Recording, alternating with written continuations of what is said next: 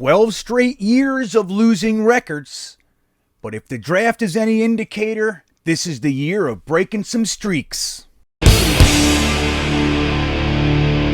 What's happening, Jets fans? This is GreenBean, and let me say to you, happy Saturday, happy weekend. I hope you guys are all having a fantastic day.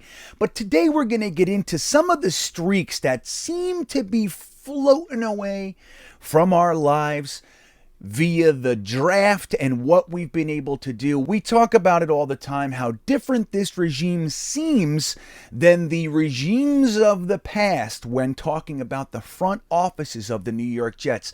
A lot of us can recognize these differences right away. Some are still waiting for wins and losses, and I get it. But if you look at how things are being done, you can clearly see this is not necessarily the Jets of old. Before we get into it, I do want to take a second and remind you that if you like the video, if you like the gray-haired face on your screen, go ahead and hit that like button. It looks like a little thumbs up. Click on that. YouTube responds favorably to that. And if you haven't subscribed to the channel, now is the perfect time to do so. A rectangular button that says subscribe. Click on that and you're done. You are a part of the channel. If you'd like to be notified every time that we go live over here, that we put something new out, hit the bell notification as well, and YouTube will be sure to do that for you. If you're looking for even more exclusive content, a lot of private access, little private get-togethers and stuff where we watch games and hang out, you can join the Beanbaggers in my Patreon. The link is in the top of the description of this very video, and that is greatly appreciated as well. So, what are we talking about here with streaks? Well, as we know, the draft just came and went. We led up to it for what seemed like 20 years, and it was like, poof, it's over. We did about 19, 20 hours of live streaming over at Jets Talks 24/7's channel with Ryan O'Leary and a smattering of special guests, and we had a great time. With the 36th pick in the 2022 NFL Draft, the New York Jets select Breece Hall, running back. Holy shit! No way! Man! And we watched the Jets draft a series of players that I think a lot of us were surprised to see, yet I haven't heard too many people all that upset with the actual choices. Now, it started with first round pick, number 4th overall. We grabbed a cornerback, Sauce Gardner. Now, what is it about cornerback Sauce Gardner that could be breaking a streak? Well, did you know the Jets haven't taken a first-round cornerback in 9 years? 9 years. Now, who was that first-round cornerback? That was none other than D. Milner. That was the same year that we traded away the greatest cornerback in Jets history, Darrelle Revis. We traded him to the Bucks and then used that first-round pick on D. Milner, and a perpetually injured cornerback out of Alabama. And guess what? It's amazing to see what happened with him. He was always injured in college, and when he got to the NFL, amazingly, surprisingly, he was always injured in the NFL, and his career was very, very short, and we never got to see him really make anything of his career, which is why I'm so happy the Jets didn't end up with Derek Stingley. All the talent in the world, very similar to D. Milner, but it's got a lot of injury concerns. So we grabbed Sauce Gardner, which breaks a 9-year streak. Now, interestingly enough, the previous cornerback before then was Kyle Wilson, another interesting choice. He was in 2010, and the cornerback before that was, in fact, Darrelle Revis in 2007. So we took a few first-round cornerbacks during that time. It ended up being very, very good time where we grabbed Darrelle Revis, and then Kyle Wilson was like the nickel guy or the third cornerback with Revis and Cromartie. So that was a very, very strong cornerback room. And you see, when you add first-round cornerbacks, it can lead to good things, obviously alleviating D. Milner, of course. So a 9-year streak broken with Sauce Gardner, and I'll add that he is the highest drafted cornerback in our history with 4th overall. We've never grabbed a cornerback that high, so it breaks, I don't know if that's a streak, but cutting a new path through the forest with Sauce Gardner. Now at 10 overall, we went wide receiver. This was the first, well, I was surprised with Sauce, but this was the one that really surprised me because I thought once we grabbed a cornerback at 4th overall, there was no chance in hell that we weren't going edge rusher at 10. We didn't. We went with the wide receiver. Now, Garrett Wilson, the 10th overall pick and the number 1 wide receiver on our board, the Jets have come out and said, both Joe Douglas and Robert Saleh, that if Garrett Wilson was the wide receiver that the Atlanta Falcons took, we were going to go edge. So it was one receiver. He was the only receiver that they wanted at 10. He happened to be there, so they took him. What's up, man? It's Joe Douglas. How you doing? It's really interesting to hear that stuff. It's not just like they needed the position, right? A lot of us think we have to go this, we have to go that, and it wasn't that case. So they saw Garrett Wilson as the only wide receiver they had above the edge rusher there. He was on the board, so they took him. It's interesting. Now, Garrett Wilson breaks a longer streak. Did you know we have not taken a wide receiver in the first round since 2001? Santana Moss, the Herm Edwards, Terry Bradway regime. They took Santana Moss with the 16th pick in the first round that year. He was a pretty good receiver, even better return man, and we ended up trading him away for a receiver that left us in free agency. I guess we didn't like that he left us. Lavernius Coles, we ended up trading Moss away, and he had a very, very good career for the Washington team at the time. So we haven't taken a first-round wide receiver in 21 years. Now, we've taken a whole bunch of second-round wide receivers, guys like Stephen Hill, Devin Smith, Ryan Yarborough, that was before, obviously Denzel Mims, and all kinds of guys. We have no problem taking second-round wide receivers, but we haven't felt it necessary to take a first-round wide receiver in 21 years. Now, before that, it was another little bit of a streak. About 5 or 6 years, we took Keyshawn Johnson. With the number 1 overall pick in the last year of the Rich Kotite regime. He was both our coach and our general manager because of the passing of Dick Steinberg. He's the guy famously who took Kyle Brady over Warren Sapp, said he couldn't pass up a guy like Kyle Brady. Now, in his defense, he did take an edge rusher later, Hugh Douglas, who was a very, very good player. Not Warren Sapp, but he was very good. But he famously took Kyle Brady over Warren Sapp with all the Jets fans yelling, Sapp, Sapp, Sapp. He didn't care. He went Kyle Brady, and then a year later, he took Keyshawn Johnson with the number 1 overall pick. Good pick. But you see that we haven't really placed a focus on developing our own premium wide receiver in over 20 years. So this is a good one. Garrett Wilson, the 10th overall pick, the highest picked receiver by us since 1996, but the first round wide receiver since 2001, and there is a major streak broken. Now let's talk about the defensive end. As we know, after that Garrett Wilson pick, a lot of us were confused, perplexed, bewildered, disappointed even. We didn't know what the hell was going on.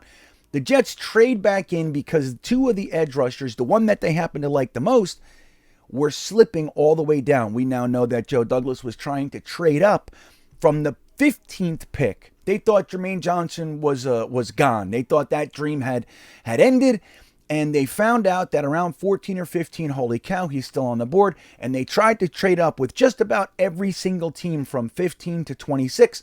Finally, we got the trade done, and we jumped into the first round again to take Jermaine Johnson. Now, when is the last edge rusher? Jermaine Johnson, he's actually listed as a linebacker, but he is a defensive end. He is officially an edge rusher, right? That's what we look at him as. That's how he's classified by everybody looking at the draft and what he's going to do in the NFL. The last time that we took an edge rusher, it's interesting. We got to look at this through a little bit of a detailed lens. Technically speaking, the most recent defensive end we took was Leo Williams, and we had him playing a lot of 3-tech, some 5-tech. He wasn't necessarily considered an edge rusher. you can count him and say that the streak is 7 years. Still 7 years is not exactly something that you can be proud of, that we haven't really focused on edge rusher in 7 years when you need it so much. But I still think Leo wouldn't even be classified as an attempt to fix the edge rusher position for this team. Before that, we had Quentin Coples. Same thing. He was listed as a defensive end as well. He played inside and outside. It wasn't so much of an edge rusher presence that he brought, and obviously the knock on Quentin Coples was that he was a lazy bum and just played when he wanted to and didn't play when he didn't want to, and that's what we saw. But Quentin Coples was taken in 2012, 3 years before Leo. So those were the last two guys before we get to the big one. That is Vernon Gholston. That is really the last time that we took a guy that was supposed to be a pass rushing specialist. Vernon Gholston, taken in 2008 by the Mangini Tannenbaum regime. Hey, they did pretty damn well. You got to give credit where credit was due. We have guys like Mangold and DeBrickashaw Ferguson and Revis and David Harris and Brad Smith and Kotry and all Leon Washington. It goes on and on and on. They did just an exceptional job acquiring talent that we were able to use later to some great effect, actually. But this pick was not a good one. We called him the Ghost because he did nothing. But 2008 was the last time that we went in there and said we need an edge rusher. And we took Vernon Gholston with the 6th overall pick. And that would make the streak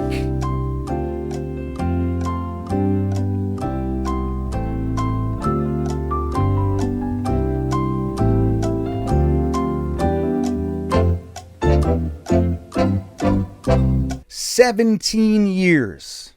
17 years since we really took a shot at addressing the edge rusher, pass rusher position. And before that, technically you have Brian Thomas. He was listed as a defensive end as well, but that's not what he was. He was an outside linebacker in a 3-4 and did pass rush from time to time, but he was a linebacker for us, and not really somebody that was hand in the dirt defensive end. Well, we played a 3-4 at the time anyway, so he just wasn't that guy. He played linebacker for us, so that would be 2002 with Brian Thomas. Famously, we took Brian Thomas over Ed Reed, who was the guy I wanted back then. That was the guy I wanted, but we took Brian Thomas. He did have a good career for the Jets, so I'm not crapping on it or anything. He was a very good player for a very long time for us, maybe over 10 years or so. So you got to give him that, but he's not Ed Reed. Can we just say that? It's fair enough. So he's not Ed Reed, but we did that. And before that, we have the big one. This is really the last time I can say that we addressed the edge position with any real vigor and got any real success. And that was the famous 4 first-round picks in the year 2000. That's when we took 2 consecutive edge rushers, Sean Ellis and John Abraham, respectively, and that was a serious duo. As we know, we ended up trading John Abraham. They didn't like that he didn't play in the playoffs or whatever the deal was. We traded him, got a first-round pick from Atlanta. The only saving grace of trading John Abraham away is the fact that we got Nick Mangold for it. That's the only saving grace, because how the hell do you trade away a guy like John Abraham? And as we know, he had a fantastic career. Looked like he even got better with the Atlanta Falcons. He was one of the best in the NFL for a significant period of time. And again, we got one of the best centers in our history, a stalwart for us for over a decade, 11 years of Nick Mangold. So you washed your hands. It was a nice swap, and that saves the day. Sean Ellis, as we know, played about 12 years with us. Fantastic player for us. His last game with us was the 2010 playoffs against the Patriots, where he got 3 sacks on Tom Brady in that game. And the offseason following, we decided we don't need him. 3 sacks against the Patriots. We don't need him. And he went to the Patriots, played in that Super Bowl. They lost, and Jets fans have all but forgotten Sean Ellis because of that move. He went over to the Patriots. We took that as some sort of stab in the heart, even though the Jets didn't want him, and Sean Ellis has been erased, sadly to say. So anyway, the streak, I could say it's probably 17 years. Again, we did add Leo Williams and we added Quentin Copels. I'm not sure that was so much an edge addressing. You could count it, and that would make the streak 7 years. I'm saying 17. Now let's move to running back real quick. The last time that the Jets took a running back as high as they did for Breece Hall, do you know when it was? Take a guess. I'll wait a second. No, not him. It was 2001. Who was it? The guy a lot of people wanted to jettison our Hall of Fame running back for. Lamont Jordan. That's right, out of Maryland. 2001, we took Lamont Jordan in the second round. He was a good backup back for us. Took a shot at being a starter over at the Raiders and kind of dwindled off into the night. He didn't have all that great of a career. We had Curtis Martin, so we kept him and let Lamont Jordan go. But that was the last time. So that is another 21-year streak of ignoring the running back position in the premium section of the draft. We've taken numerous fourth-round running backs. You got Leon Washington. You got Bilal Powell. Obviously, the most recent, we have Michael Pirine and Michael Carter. Lots and lots of fourth and fifth round running backs. We did not take a second round running back since 2001. I think Joe McKnight was actually a third round running back as well. The last time we used a first round pick on a running back, you want to take a shot at who that is? You all know. You all know who that one is. This is a streak that is still going to be sitting there at the end of this. Blair Thomas, 1992. So the Jets have all but ignored, at the top of the draft anyway, the running back position, the wide receiver position, the edge rusher position, and cornerback we've done much better with. But again, this is the highest ranked cornerback that we've taken, and breaks a streak of 9 years for a cornerback. So what do you think? You think this leads to some good things happening? We're shaking it up. Joe Douglas he's trading with the Giants. We didn't do that before Joe Douglas. He's trading with the Patriots. We didn't do that. He now has 2 Patriot trades, 2 Giants trades. The guy does not care. He's throwing all of our preconceived notions of what we can and can't do out the window. He's taking second round running backs. He's taking first round wide receivers. He's trading with teams that we weren't allowed to trade with. He's all over the place. What do you think it means, Jet Nation? Let me know in the comments. I can't wait to hear if you think this is an indicator of great things to come, or is it just shuffling around the chairs on the Titanic? Let me know in the comments. I can't wait to hear from you. With that all said, have a great weekend and go Jets!